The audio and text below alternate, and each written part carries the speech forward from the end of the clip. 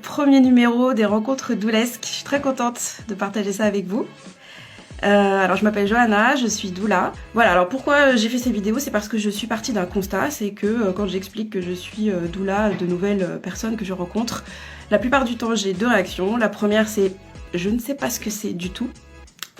Et la deuxième réaction, ce sont souvent des projections, des idées reçues sur le métier. Donc l'idée c'était de balayer un peu le spectre et d'aider les personnes qui en auraient potentiellement besoin ou qui ressentiraient l'appel, d'y voir un peu plus clair pour pouvoir prendre la décision ou pas de rencontrer des doulas, même si je suis persuadée qu'on a tous plus ou moins besoin à un moment donné d'une doula dans notre vie.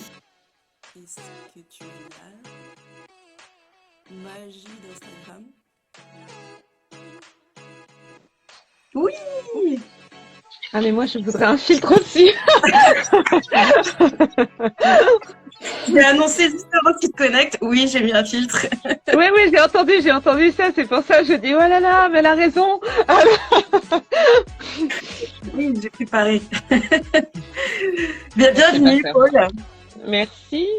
Bienvenue dans cet espace. J'étais en train de faire une petite présentation de mes intentions, c'est-à-dire de faire découvrir le monde des doulas. Et d'essayer aussi de balayer le large spectre que propose le monde doulesque. Voilà, donc je suis très contente de commencer avec toi. Est-ce que tu veux continuer à faire quelques recherches de filtres? Non, c'est bon, je renonce. Comment tu vas aujourd'hui, Paul? Petit tour météo, bah écoute, ça va. J'ai une nuit où j'ai eu un peu froid, malgré le fait qu'il faisait pas vraiment froid, mais sinon ça va. Je suis très en joie de te retrouver ce matin. Ça met du baume dans ma matinée. Oui, moi aussi d'ailleurs j'ai eu froid cette nuit. Alors, Et toi? Hein? Tour météo, c'est et toi? Oui, bah, c'est ça, moi aussi. En fait, j'ai dit moi aussi, c'est vrai que moi aussi, j'ai eu très froid cette nuit. J'avoue que le froid, là, j'en ai un peu marre et je suis très contente de partir en vacances, donc je suis un peu surexcitée aussi. Et puis, j'ai choisi aussi de faire ce live avec toi avant de partir en vacances pour aussi lancer une certaine dynamique et me dire, ah, alors après, au retour des vacances, je vais pouvoir continuer avec les lives et échanger avec les personnes avec lesquelles j'ai envie d'échanger et parler des doulas. Et du coup, voilà, il y a une super énergie là aujourd'hui. Je suis très contente. Donc, je suis très contente d'avoir fait ce choix. Et voilà. Donc, la première question que j'ai envie de te poser, c'était qu'est-ce que tu as envie de nous dire de toi dans un premier temps? Donc, je m'appelle Paul, donc je suis doula depuis bientôt 10 ans. Je suis maman de 4 enfants, entre 7 et 14, avec des jumeaux au milieu. Je vis de façon nomade en bus, voilà, avec toute ma famille, mon mari et mes enfants. Je suis également thérapeute, accompagnante de transition de vie globalement. Je fais de l'accompagnement de fin de vie, du deuil périnatal. Voilà, du jeu du Tao aussi, enfin pas mal d'outils en fait qui permettent d'accompagner les grandes transitions de vie, dont la naissance évidemment, qui est une belle première transition de vie. Oui, c'est vrai. Et, et donc le mot doula, comment est-ce qu'il y a une définition qui te parle, qui te conviendrait? Qu'est-ce que tu as envie de dire à quelqu'un qui ne sait pas du tout ce qu'est une doula? En général, quand on me demande, je traduis ça par accompagnante à la naissance. Mais je crois que c'est plus vaste encore. Je crois que c'est encore plus vaste que ça. C'est effectivement une forme d'accompagnement des transitions, parce qu'il y a la Tanadoula qui accompagne les transitions de fin de vie, et je pense que dans notre métier, on n'accompagne pas que la naissance, en tout cas pas que celle de l'enfant, celle d'une famille, celle d'une mère qui arrive au monde aussi, celle d'une fratrie qui accueille un nouvel enfant. Enfin, c'est la naissance de beaucoup de choses en fait, et on se retrouve celle d'une sexualité qui peut changer aussi. Enfin, je trouve qu'on se retrouve à aborder plein de thèmes, plein de choses qui sont bien plus vastes que juste la naissance. Ou en tout cas la naissance avec un très grand N. Oui, c'est vrai, c'est hyper intéressant ce que tu dis. Et c'est vrai que je regardais là, je me suis dit hier, je vais regarder sur Internet si j'étais une famille ou une personne qui aurait besoin d'un suivi. Donc j'ai tapé doula un peu comme ça au hasard et la première définition que j'ai trouvée, c'était celle de Doula de France, qui expliquait, oui, accompagnante à la naissance dans un premier temps, et puis que la définition se serait élargie et après toute une liste d'ailleurs que donc les chapitres de vie que tu as cités. Et je trouvais ça assez intéressant comme définition. Après, c'est vrai que je trouve que, je sais pas ce que tu en penses, mais sur beaucoup je regarde un peu les comptes Instagram, c'est vrai que ça revient souvent, doula accompagnante à la naissance. Et est-ce que, euh, est-ce que tu sais s'il y a des doulas, alors je pose la question comme ça de façon innocente, je connais un peu la réponse, mais est-ce que tu sais s'il y a des doulas qui spécifient que sur un chapitre de vie? Est-ce que Oui. les doulas font tout en même temps? Comment tu passes Puis j'ai ça? envie de rajouter aussi qu'il y a beaucoup de doulas et je pense qu'il y a ça aussi en fait. C'est beaucoup de, c'est peut-être de la ritualisation de la vie aussi finalement.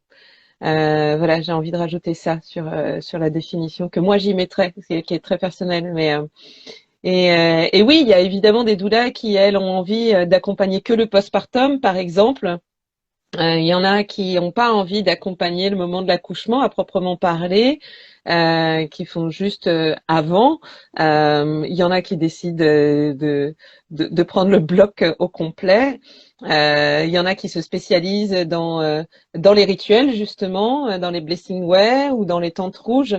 Voilà, donc ouais, je pense que chacune a sa couleur, en fait, chacune sa spécificité, et il y a autant de variétés de doula qu'il y a de variétés d'êtres humains, je crois, j'espère.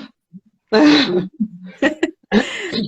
fais une petite parenthèse. A priori, des gens ont décidé de faire des travaux sous ma fenêtre là depuis quelques minutes. Donc, Ça s'entend pas. ça ne vaut pas, c'est vrai, tant mieux parce que Pas que toi si. ok, donc très bien. C'est pile le moment où il fallait intervenir sous ma fenêtre.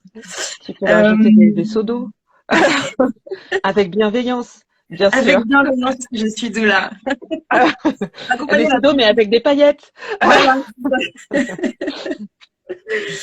Et ok. Et donc tu l'as déjà dit un petit peu dans ta présentation, mais qu'est-ce que tu proposes comme accompagnement? Sous quelle forme? Comment ça se passe pour toi?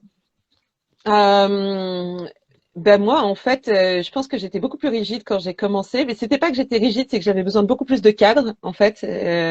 Donc c'était pas de la rigidité, c'était plutôt le besoin, moi, de dire voilà ce que je propose exactement. Aujourd'hui, puis le nomadisme aidant aussi, euh,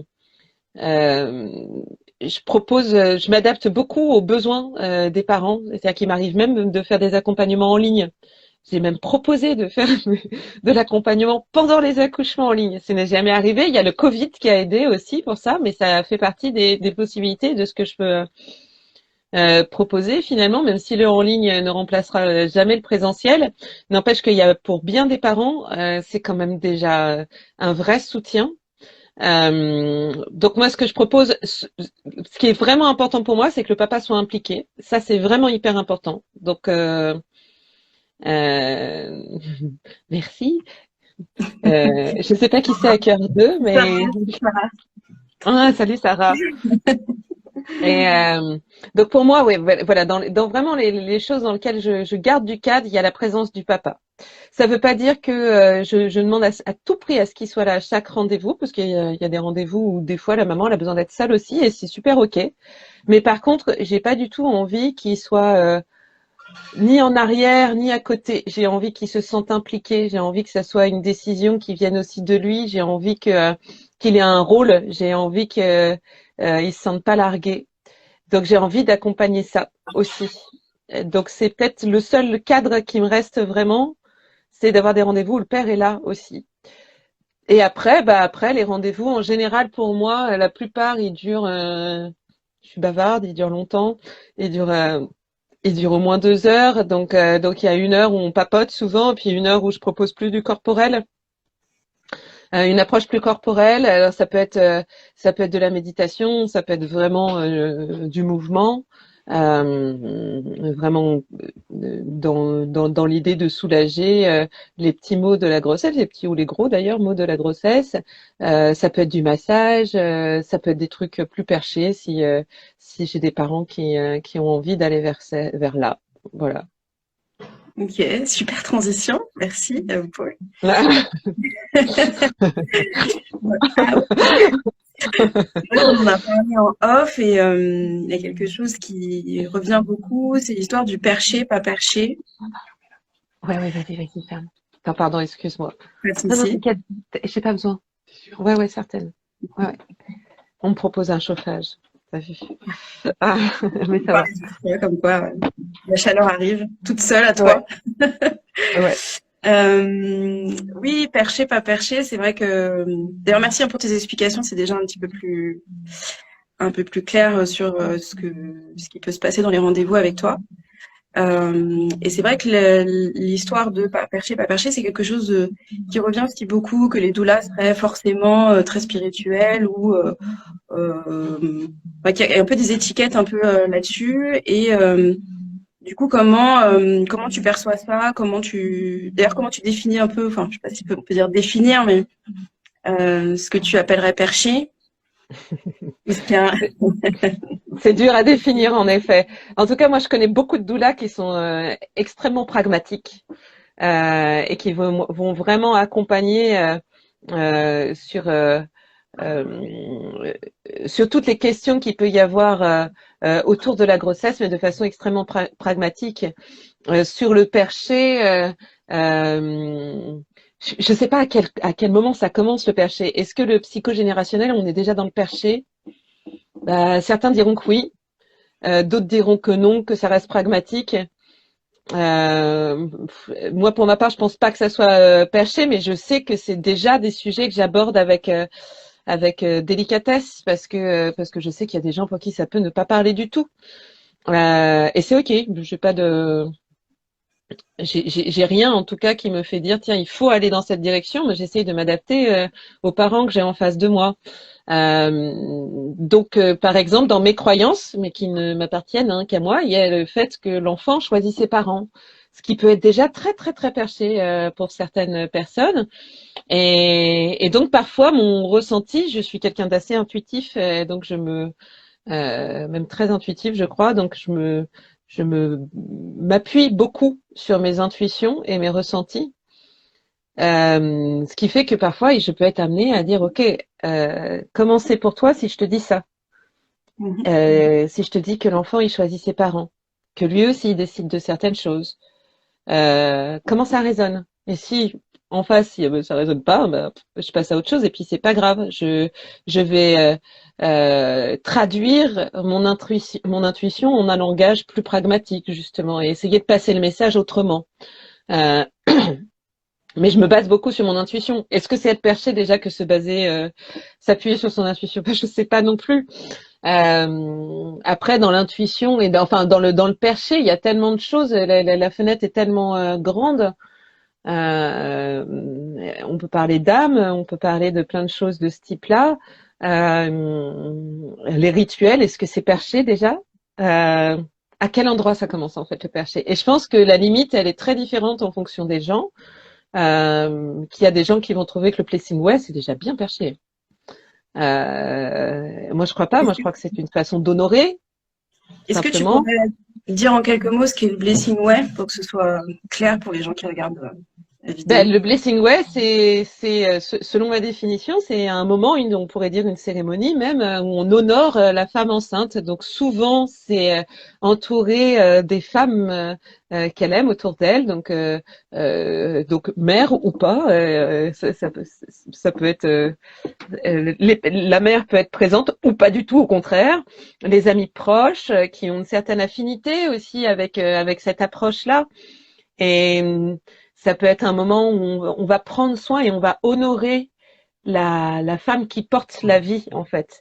Donc ça peut être en l'amassant, en lui faisant une couronne de fleurs, en lui préparant des douceurs, ça peut être en tirant des oracles, ça peut être en faisant une hutte. Enfin, après, vraiment, ça dépend vraiment de ce qu'attend la maman aussi et de comment elle est. Euh, Il y en a pour qui déjà le fait d'honorer quelque chose fait déjà partie du monde du perché, tu vois. Donc euh, le mot rituel aussi. Est-ce qu'on est déjà dans le champ lexical des sorcières avec le mot rituel ou pas? Est-ce qu'une doula c'est une sorcière? Grand débat. Ouais, c'est ça. Moi Et je crois pas. Mais moi, je crois qu'une doula, elle est là vraiment pour être présente. Pour moi, c'est ça, ce qui représente le plus la doula, c'est la présence. C'est comment on est là pour les parents. Et c'est ce que j'essaye de faire, en tout cas. Donc, j'essaye pas d'y amener ma couleur nécessairement. Je me doute aussi qu'on me choisit aussi pour la couleur que j'ai. Mais j'impose pas du tout ma couleur. Moi, ce que j'ai envie, c'est d'être présente, d'être profondément là et de me mettre au service d'eux. D'ailleurs, c'est la définition, euh, très claire du mot doula. Et c'est d'être au service d'eux. Donc, comment on se met au service de ce qui est là, de ce qui est là dans l'instant présent. oui, ce que j'entends à travers ce que tu dis, c'est le fait qu'on n'est pas là pour donner des conseils, dire ce qu'il faut faire, dire que c'est cette façon-là de penser qui est la bonne. Le positionnement d'une doula, c'est plutôt l'écoute et puis en fonction, comme tu dis, utiliser aussi une partie de l'intuition. Je pense que l'intuition, ça reste quand même quelque chose un outil qui est quand même très présent dans notre accompagnement. Et puis d'entendre les demandes des parents ou des mamans ou des personnes, peu importe le public qu'on a en face de nous, et de le faire avec le cœur. C'est ce que tu essayais un peu de soulever là dans ton dernier développement. Oui, c'est ça. Il me semble que c'est C'est ça, important. c'est ça. Et pour répondre à la question du perché, c'est vrai qu'on en parle, on échange un peu entre nous sur ça, et c'est vrai que je me dis finalement, c'est aussi quand on rencontre la doula, qu'on échange avec elle dans les premières minutes, qu'on sait tout de suite si ça va matcher ou pas. Et si cet univers-là, un peu perché ou un peu plus pragmatique, va répondre à nos demandes ou à nos questionnements en tant que client. C'est ça que je me dis aussi. En fait, je Oui, me oui. dis, Moi, j'ai eu de tout, hein. Alors après, c'est peut-être parce que je m'adapte aussi beaucoup, mais moi, c'est vrai que j'ai eu des parents, j'ai accompagné des parents qui étaient pas du tout perchés, qui étaient très pragmatiques, etc. Et avec qui ça avait bien matché pour des questions de caractère, en fait, et pas pour des questions de croyance ou d'affinité. Bah, c'est sûr que moi, quand je peux utiliser toute ma palette et que le perché intervient, je suis contente parce que ça fait partie de mes outils et que c'est un truc que j'aime bien, avec lequel je me sens à l'aise. Mais c'est pas du tout une obligation, quoi.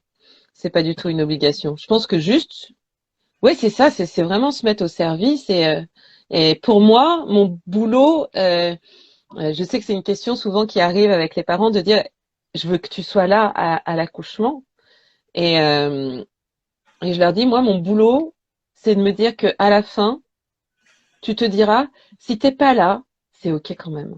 J'y arriverai. Moi, mon boulot, c'est de leur transmettre suffisamment de choses pour qu'à la fin, ils se sentent suffisamment puissants et suffisamment forts dans leur bassin pour que précisément, ils puissent envisager sereinement le fait que je sois pas là. Ça veut pas dire qu'ils veulent se passer de moi. Ça veut dire que si je suis pas là, parce que ça peut arriver pour des raisons X ou Y, si je suis pas là, bah, ils vont pas se sentir perdus. Ils vont pas se sentir dépassés. Parce qu'ils sauront exactement là où ils veulent aller. Et mon boulot, il sert à ça, en fait. Il sert à faire en sorte qu'ils puissent complètement se passer des autres. ouais, ok, c'est très joliment dit. J'aime beaucoup. J'espère que ça va toujours pour le monsieur qui se rapproche en dessous de ma fenêtre avec, avec des gros cubes en Ça va, métal. ça va. Ouais, Ok, ça va. je check. Ok, et puis il y a un autre chapitre aussi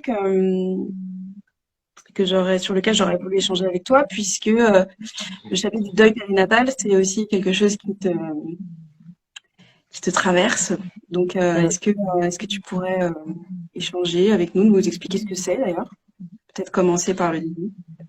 Le deuil périnatal, c'est quand le bébé arrive sans vie, quel que soit son terme. Donc pour moi, dans ma définition d'accompagnante, et je précise bien d'accompagnante, parce que c'est pas tout à fait la même définition quand on est parent. Mais pour moi, le deuil périnatal intervient à partir du moment où on doit faire un deuil, et que ça soit euh, lors d'une IVG ou parce que le bébé est décédé à 8 mois de grossesse de façon inopinée ou parce que c'est une IMG, pour moi, dans tous ces cas de figure, il y a un deuil à traverser. Euh, et que, euh, et que c'est précieux de se sentir soutenu dans ces moments-là. Parce que la particularité du deuil périnatal, alors a fortiori quand effectivement on a passé le fameux cap des 3 mois de grossesse et qu'on pense que la grossesse est installée et que ce bébé a été désiré et qu'il y a comme une évidence que d'un coup ce bébé il va arriver et que finalement il n'arrive pas, il y a une solitude assez incroyable qui arrive. C'est que ce bébé finalement il n'existe que dans le corps de la mère et les touchés du père, quoi. Et une mère va rentrer à la maternité et va rentrer les bras vides. Et en fait, il y aura beaucoup de mal pour l'entourage à concrétiser vraiment cette grossesse. Et du coup, comme elle a du mal à être envisagée pour l'entourage, cet entourage, il a aussi beaucoup de mal à soutenir, à accueillir ce qui est là. Et pour moi, je trouve c'est hyper douloureux. En fait, c'est ça qui m'a amené vers le deuil périnatal, c'était de me dire que euh, c'est là où il y a le moins de présence. Et ça veut pas dire que c'est là où il y en a le plus besoin. On a toujours besoin de présence et de consolation. Euh, mais c'est là où il y en a le moins finalement. Et on se sent tellement seul que j'avais envie d'y mettre de l'énergie en fait, que j'avais envie d'être présente à ces moments-là. Et puis la vie a fait que j'ai pas cherché spécialement. C'est un sujet qui m'a toujours beaucoup touchée. Euh, pour des tas de raisons, mais en tout cas voilà, c'est un sujet qui m'a toujours beaucoup touchée. Puis dans mes accompagnements, en fait, ça s'est vraiment beaucoup manifesté. Cet accompagnement de l'enfant euh, qui ne naît pas en vie parce qu'il a une vie, cet enfant. Il a une vie in utero. Euh, mais il n'arrive pas sur cette terre en vie, ou alors il y arrive et décède peut-être un jour ou 2 jours après la naissance, qui arrive aussi. Donc voilà, donc ouais, c'est un sujet qui me tient très à cœur. Ok. Et donc tu disais que c'est parce que c'est arrivé à toi. Est-ce que tu peux Non, développer? alors pas dans la définition telle que les parents l'entendent en tout cas. Moi, j'ai jamais fait de fausse couche. J'ai toujours eu des grossesses qui sont allées à terme avec des enfants en bonne santé. J'ai été amenée. Euh, En fait, je crois que dans ma vie, euh, de façon assez simple et assez facile, je vais assez facilement là où il y a le plus d'ombre, là où c'est le plus obscur. Et dans mon métier de thérapeute, c'est aussi beaucoup ce que j'accompagne, des endroits où en fait finalement il y a peu de gens qui y vont parce que j'ai l'image de la grotte où ça caille et on voit très mal. Et du coup, moi j'ai envie d'y mettre de la lumière et de la chaleur en fait, parce qu'il fait noir et que ça caille. Donc voilà, j'ai eu 2 IVG moi, mais dont le premier a été extrêmement traumatisant pour moi. Donc je pense qu'il a beaucoup aussi contribué à ce chemin. J'ai failli aussi perdre mon deuxième jumeau à la naissance. Donc ça aussi, je pense que ça a contribué au chemin. Mais déjà avant la naissance des jumeaux, je travaillais déjà sur le deuil périnatal. Donc c'est quelque chose qui était venu déjà avant. Mais je pense que c'est ma nature en fait, d'aller à l'endroit où il y a le moins de lumière et où ça caille le plus. Donc ouais, je crois que c'est juste ma nature. Donc en devenant accompagnante à la naissance, bah évidemment, il y a cet endroit qui est venu en disant c'est là où il y a le moins de présence, et ben c'est là où je veux aller. Voilà. Ok. Mais avec le temps et avec le chemin se faisant, parce que dans les formations que j'ai pu donner de doula, etc., j'entends beaucoup, souvent, les femmes qui disent je me sens pas d'accompagner ça, c'est trop dur. Alors qu'en fait, je crois que juste ça demande pas plus qu'un autre accompagnement.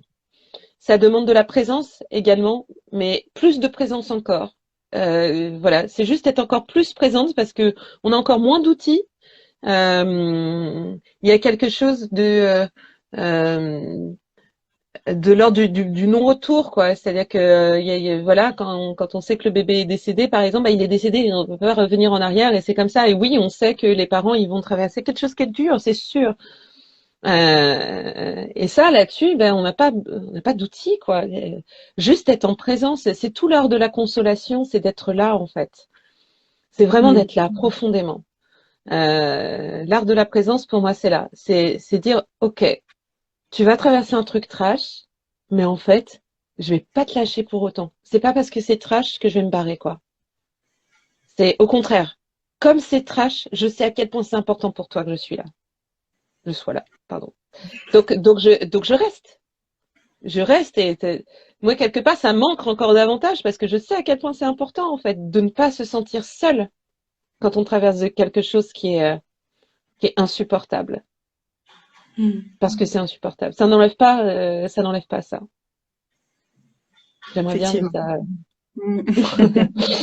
Mais non. ça voilà, c'est la limite mais malheureusement j'ai pas de baguette magique, c'est ma limite mais je crois que je sais être là. D'accord. Et donc, comment ça se traduit finalement dans ton accompagnement? Est-ce qu'il y a des choses, je sais pas, j'ai envie de dire pratiques, mais des outils qui reviennent, que tu utilises, des échanges qui reviennent, comment tu pourrais essayer de définir ce qui se passe pendant le suivi avec une famille qui a besoin, qui traverse un deuil périnatal?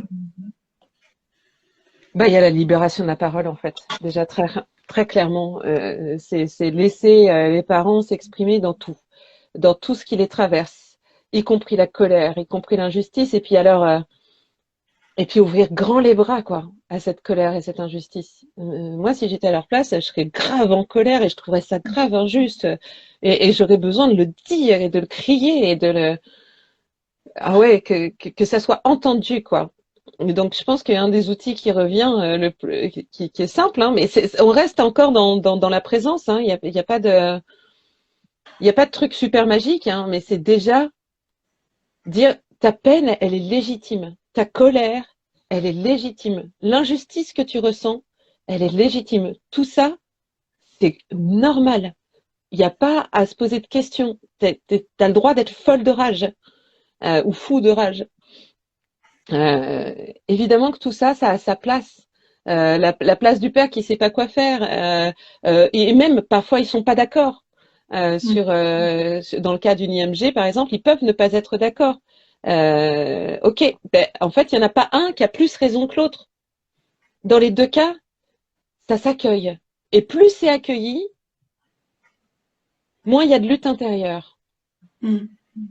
pour eux. Et du coup, plus la consolation peut arriver, plus l'apaisement peut arriver, plus une forme de sérénité peut arriver. Et à cet endroit-là, une fois que ça c'est arrivé, ben, la peine et la tristesse peut prendre sa place aussi. Et ça fait partie en fait du processus entre guillemets assez classique, si on parle de façon hyper pragmatique, du deuil. Hein. Il y a le déni, la colère, puis la tristesse quand tout. Mais ça doit passer d'abord par.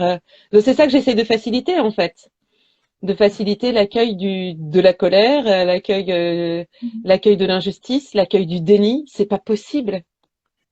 Bah ouais, c'est hyper dur. Et puis je pense que dans mon boulot aussi, et notamment dans les IMG, il y a aussi d'accompagner une forme de réalité, c'est-à-dire que je sais pas si c'est possible en tant que doula d'être là pendant l'accouchement dans le cadre d'une IMG. Moi, en tout cas, ça m'est jamais arrivé. Euh, donc, je sais pas comment ça serait perçu par une structure hospitalière.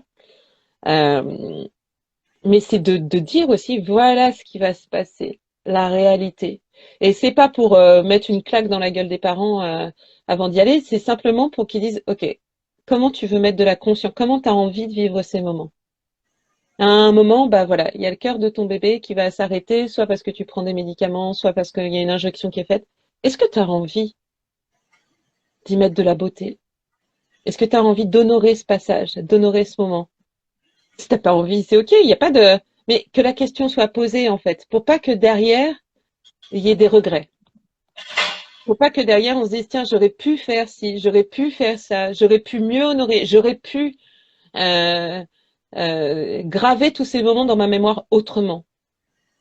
Donc j'essaye d'y mettre de la conscience, beaucoup de conscience, pour que les parents, de nouveau, bah, à un moment, bah, surtout à cet endroit-là où vraisemblablement je serais pas là, qu'ils puissent se dire, ok, on a fait tout ce qu'on pouvait, tout ce qui était en notre pouvoir pour rendre ce moment le plus beau possible, d'y mettre le plus d'amour possible. Tu parlais d'amour tout à l'heure, mais je crois qu'à cet endroit-là, ouais, là, là, il y a de l'amour à mettre, beaucoup, beaucoup, beaucoup, beaucoup, beaucoup. Oui, puis j'ai la sensation que dans le contexte hospitalier, médical, à partir du principe où le corps fonctionne, la personne va bien. Euh, et du coup, on reste un peu sur ça. C'est-à-dire que la personne arrive, il y a une intervention médicale, la personne se remet de son intervention médicale. Donc, on considère que la personne va bien. Du coup, ce que j'entends, c'est que toi, là, tu crées un espace pour que tout le reste, c'est-à-dire le corps, l'émotionnel, puisse être exprimé en complément de ce qui peut se passer pendant l'intervention médicale. Puisque j'ai Ben, aussi c'est ça. ouais, j'ai aussi cette Il y a, il sensation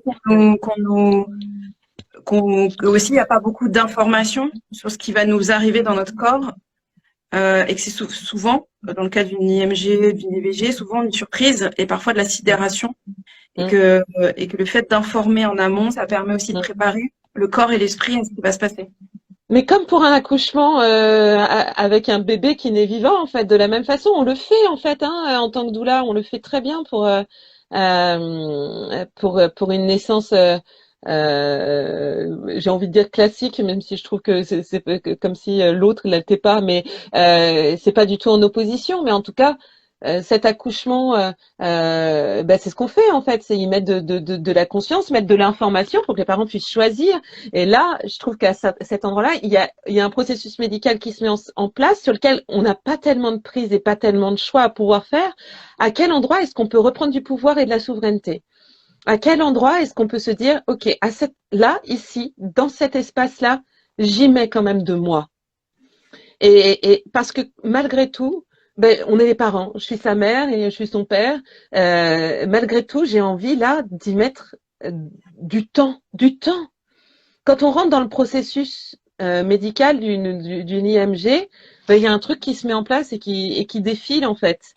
Ah, on n'est jamais à 30 secondes près.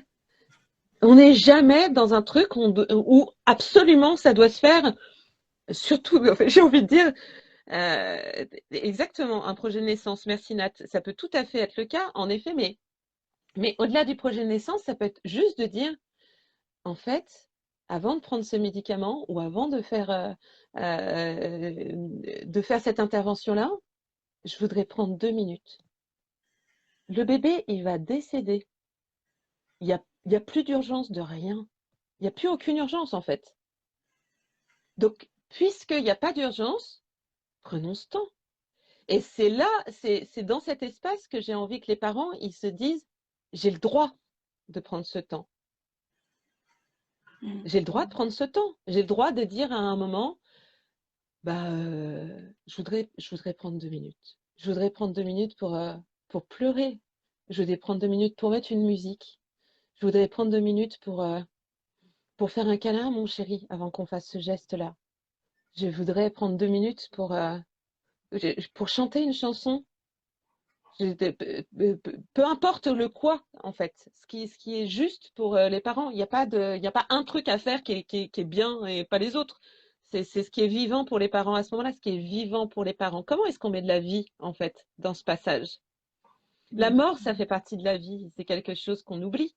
Et la naissance et la mort, ce sont euh, les deux grands pôles de notre vie, en fait. Hein. Il y a l'entrée dans la vie et la sortie de la vie. Voilà, c'est la naissance et la mort. Et là, c'est deux endroits pouf, sont collés l'un à l'autre, finalement. Comment est-ce qu'on va y mettre de la vie? Normalement, le processus, c'est naissance, vie, mort. Là, le processus est tellement petit qu'on en oublie de mettre de la vie. Mm. Comment est-ce Et qu'on met de la vie entre ces deux passages-là? oui, ce que j'entends, c'est de la temporalité, quoi, finalement. Remettre des temps Oui, de respiration et c'est ça, de souffle, de mm, vie, de de vie. vie.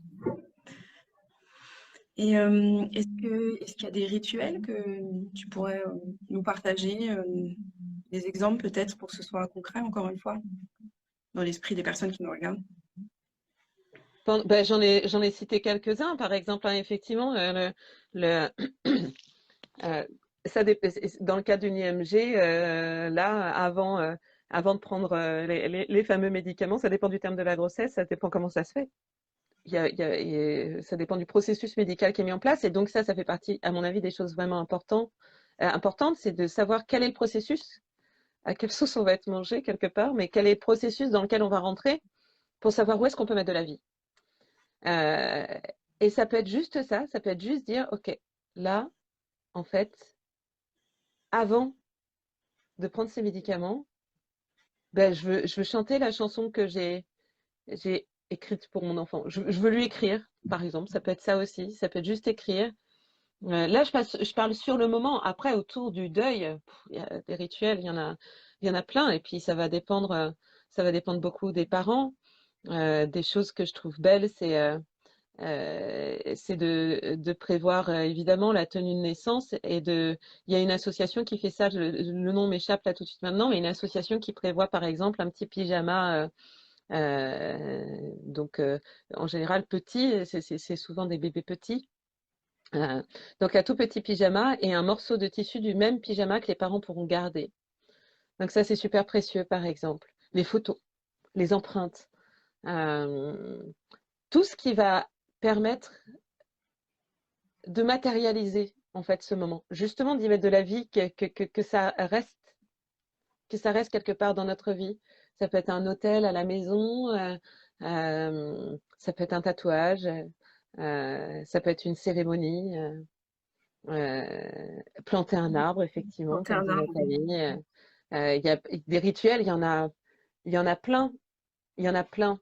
Donc on peut être force de proposition pour ça. Puis moi, je trouve que c'est hyper cool de laisser les parents aussi de prendre le temps, encore une fois, de prendre le temps d'aller choisir ce qui leur parle. C'est vrai que dans le deuil périnatal, il y a cette particularité où tout va vite, en fait. Hein. Mm. C'est une grossesse souvent rapide. Quand c'est une IMG, en tout cas, du coup, c'est une grossesse courte. Où d'un seul coup tout va se précipiter, il y a des prises de décision à faire rapidement, etc. Le bébé, on va le voir peu de temps. Euh, Tout est rapide. Donc justement, à quels endroits est-ce qu'on peut faire quels endroits on peut prendre pour juste savourer le peu qu'il y a à savourer, Oui. savourer la vie telle qu'elle s'est présentée, même si, euh, même si ça paraît insurmontable. Par exemple, je pense à quelqu'un qui se rend compte là que il y a quelques années ou il y a quelques temps, elle a vécu un deuil, la personne n'a pas forcément mis de mots dessus. Est-ce que c'est une personne qui pourrait se tourner vers une doula Absolument. voilà comment. Moi, ça m'arrive, ça fait partie des accompagnements que je fais de parents qui viennent après, voire bien après, voire à la grossesse suivante, voire sur une grossesse qui n'arrive pas. aussi. On n'arrive pas à faire le suivant. Euh, voire sans grossesse du tout, hein, c'est-à-dire des mamans qui des fois viennent 15 ans après en disant mais c'est pas digéré quoi, je l'ai toujours là, c'est pas passé. Et que alors surtout c'est mieux accueilli aujourd'hui qu'il y a 15 ans, 20 ans et au-delà en arrière. Aujourd'hui, on invite les parents à donner un prénom par exemple. C'est même une obligation légale arrivé à un certain terme. Mais dans le cas d'une IVG, on ne demande pas ça. Ou d'une fausse couche, on ne demande pas ça. Alors que nommer l'enfant, ben, c'est lui donner une vraie place, en fait. Une vraie place dans la vie, une vraie place dans son cœur, dans sa famille. C'est pas juste un truc qui est passé. Je dis ça, je dis pardon, je dis le mot truc, c'est pas.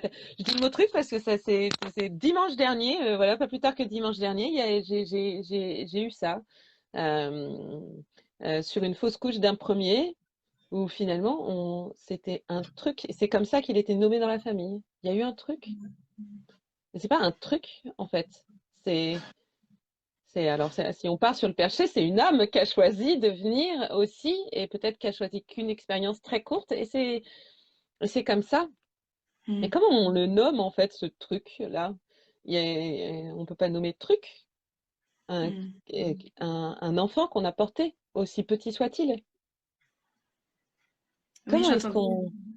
qu'on, ouais, comment est-ce qu'on l'honore encore une fois? Oui, j'entends une femme là. Je vais pas dire puisqu'elle a une femme que j'ai rencontrée il y a pas longtemps. Je vais pas reprendre exactement les mots, mais parce que ça lui appartient. Mais c'était pas un prénom, c'était une petite phrase poétique pour Hmm. euh, pour dire ce qui était en tout cas, j'allais dire bébé, mais en tout cas euh, pour traduire ce qu'elle avait vécu. Elle a utilisé une petite phrase qui lui parlait beaucoup et c'était sa phrase à elle et c'était comme ça qu'elle avait nommé, c'était comme ça que ça lui faisait du bien et, euh, et c'était très beau. Voilà, je voulais rebondir sur le fait que le prénom, ça peut être aussi Hmm. un, un truc aussi, quelque chose de poétique. Mais oui, ça peut être un surnom, ça peut être quelque chose. Tant qu'on, en fait, je pense que la blessure, elle reste béante à partir du moment où justement on n'y met pas quelque chose qui va penser. Et qu'est-ce qui pense mieux que l'amour? Pas grand-chose. L'amour, c'est la meilleure arme qui est mise à notre disposition. Donc voilà, en tant qu'être humain, en tant qu'accompagnant, en tant que parent, c'est mettre de l'amour, quoi. Et, et voilà, donc ça peut être le petit ange, ça peut être, peu importe comment on le nomme. Mais en tout cas, donner un nom dans lequel, quand on l'entend, quand on le vibre à l'intérieur de soi, qui fait résonner de l'amour, quoi. Et c'est Hmm. ça qui va penser le plus possible. Il y a plein de parents qui pensent que le fait de ne pas dire, de ne pas nommer, c'est mettre un couvercle dessus puis qu'on va oublier. Et moi, j'en ai eu tellement des parents des comme ça justement, qui venaient après en disant, on n'arrive pas à faire le suivant. Ben ouais, et comment ça s'est passé? Comment elle s'est passée cette fausse couche finalement? Oh, ben c'était pas grand-chose. Et en fait, quand on commence à creuser un peu, ben si, c'était beaucoup. C'était beaucoup, mais on a essayé de faire en sorte de pas le voir, de le mettre de côté. C'est pas toujours simple de se confronter à ce qui est douloureux. C'est pas toujours simple de devoir traverser là, de monter cette marche quand c'est douloureux. C'est vrai que c'est pas simple. Et donc évidemment une doula ou une thérapeute, il y a des doulas qui sont pas faites pour ça. Enfin, ça peut être le travail d'une doula si elle se sent d'accompagner ça, si elle se sent d'accompagner les rituels, par exemple, qui peuvent honorer ce moment-là. Mais ça peut être aussi une thérapeute ou un thérapeute, évidemment.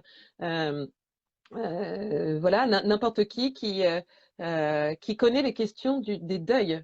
Et ça, je pense que c'est important aussi parce qu'il y a plein d'accompagnants, de thérapeutes inclus, qui sont pas du tout à l'aise avec le deuil, qui sont pas du tout à l'aise avec le fait de regarder en face ce qui fait mal.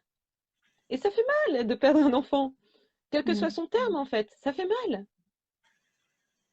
Et Oui, il faut le dire, faut le dire, faut reconnaître ça. c'est ça. Et puis l'accompagnante, ou l'accompagnant d'ailleurs, qui reçoit ça, j'ai la sensation aussi que c'est parfois la seule personne avec laquelle tout peut être dit. Parce que tu l'as dit en tout début, l'entourage, c'est pas forcément. Disons qu'on n'est pas habitué dans notre culture à vivre avec le deuil, à en parler, à l'exprimer. Souvent, les réactions sont gênées et du coup parfois blessantes parce que gênées. Du style, Oui, oui, enfin bon, il y en aura d'autres quoi derrière. oui, ou c'est mieux comme ça. Ou c'est mieux comme ça, ou c'est parce qu'il devait y avoir tel problème et que Hum, voilà, la nature est bien faite, des choses hum. qui minimisent, parfois pas forcément consciemment, méchamment, mais parce que justement on n'a pas d'outils en fait. On nous apprend pas. Mais et sur le deuil périnatal particulièrement, parce qu'en fait, il y avait une époque où perdre son enfant en cours de grossesse, mais c'était d'un classique. C'était quand on allait au bout de la grossesse qu'on se disait yes.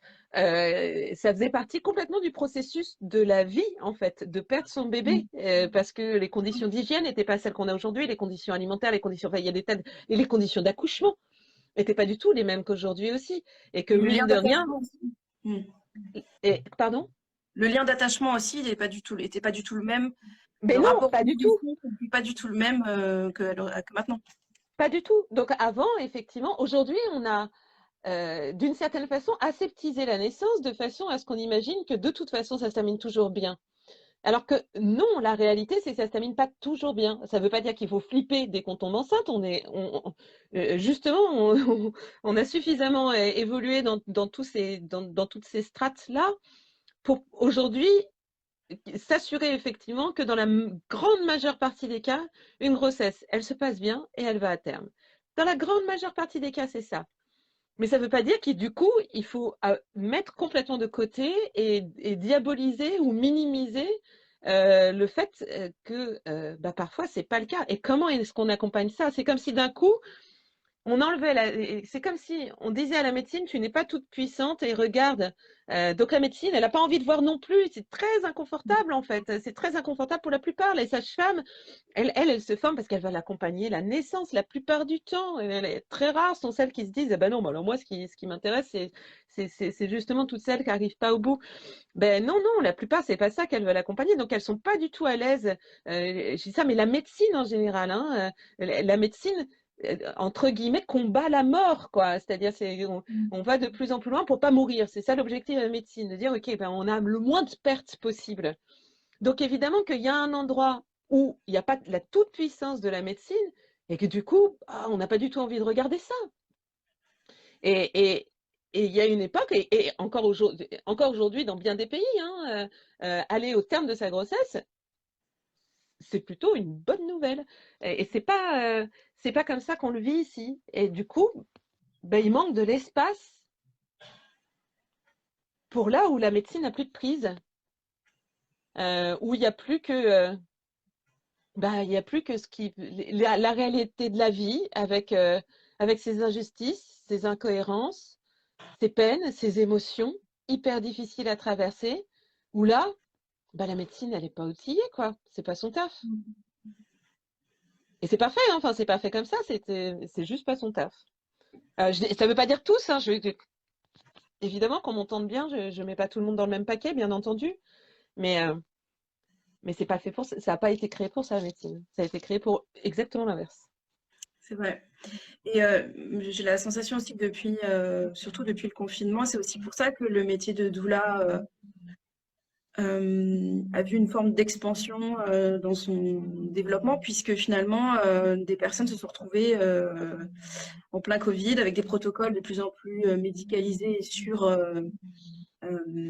et sous cloche, quoi, presque, et qui ont beaucoup souffert de ça. Et finalement, les personnes se tournent de plus en plus vers des accompagnements plus émotionnels, plus corporels, plus dans l'échange, dans la sensation, puisque cette période de nos vies nous a tous bousculés, plus ou moins, parce qu'on s'est tous plus ou moins confrontés à nos difficultés face à face, quoi. Et quand on est les personnes qui étaient en pleine grossesse, en plein accouchement, ou les IVG, la question des IVG aussi est beaucoup ressortie pendant le confinement et de l'accompagnement des IVG, l'accès même, ne serait-ce que le simple accès à ça.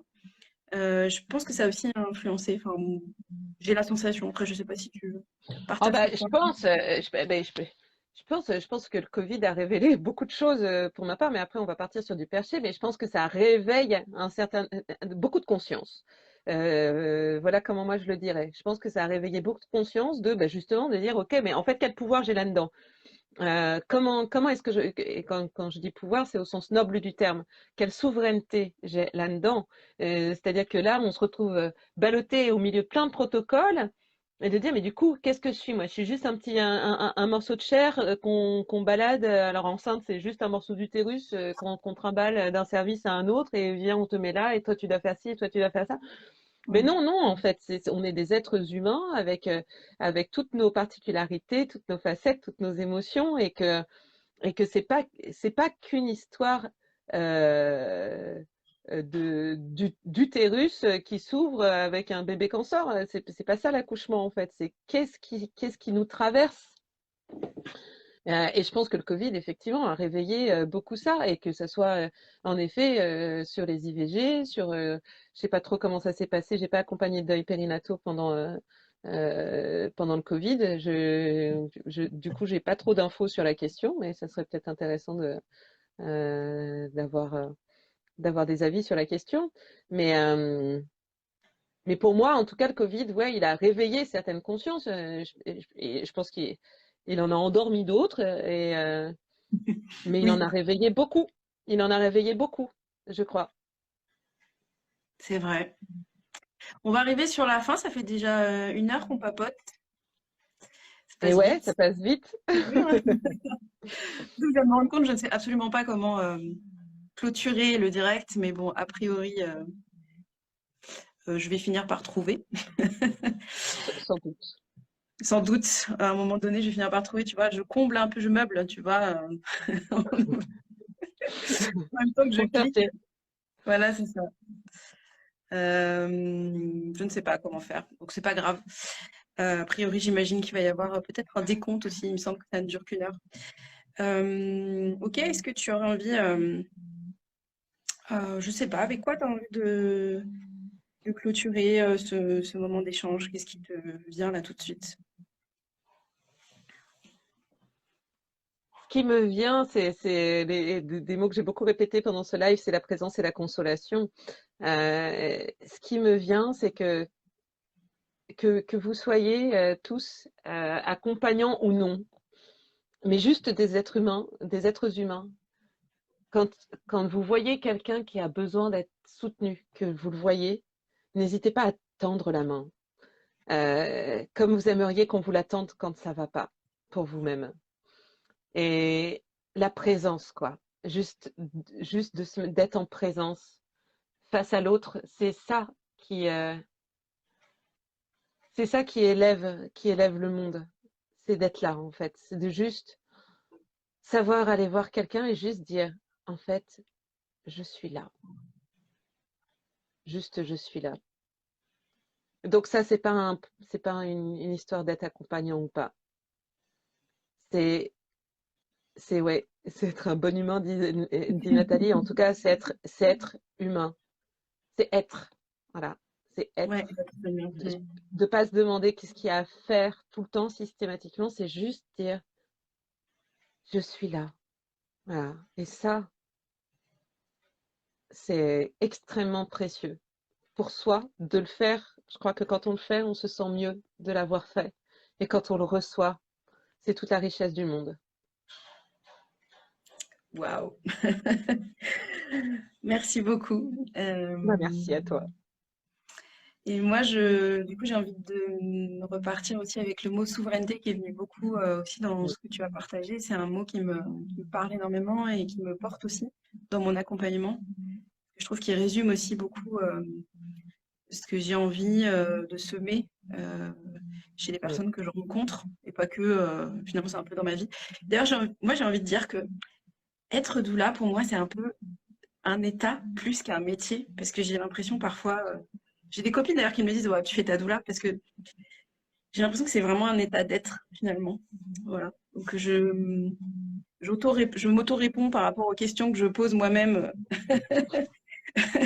quand j'ai lancé les lives, mais les rencontres doulesques. Mais voilà, pour moi, ça fait partie d'une des définitions. Bah, être thérapeute aussi, je crois. Enfin, moi, en tout Oui, cas, voilà. ce qui me concerne, je crois que j'étais thérapeute bien avant d'avoir le papier qui le confirmait. J'avais pas vraiment besoin du papier. Oui. Bon, bah écoute, merci beaucoup encore une fois. Voilà, je partagerai ton compte aussi. Tu me diras s'il y a des choses qu'il faut, voilà, des informations comme tu as envie. Et puis, voilà, j'invite les personnes qui regardent si elles ont des questions. S'il faut, je les transmettrai ou j'essaierai d'y répondre aussi. Voilà. Ben ouais, ça peut être, si tu as envie de partager la formation sur le deuil périnatal qui est sur mon mur d'ailleurs, qui est en avril. Ah Je n'ai oui, plus mince. les dates en tête. J'ai plus les dates en tête, mais ça se trouve Pas de pas très souci. loin sur mon fil. Très Voilà. bien. Eh bien, merci. Et j'ai Merci. trouvé la petite croix en haut à droite, donc je vais clôturer et te dire à très bientôt. À tout vite. Bye. Ciao, Ciao. ciao.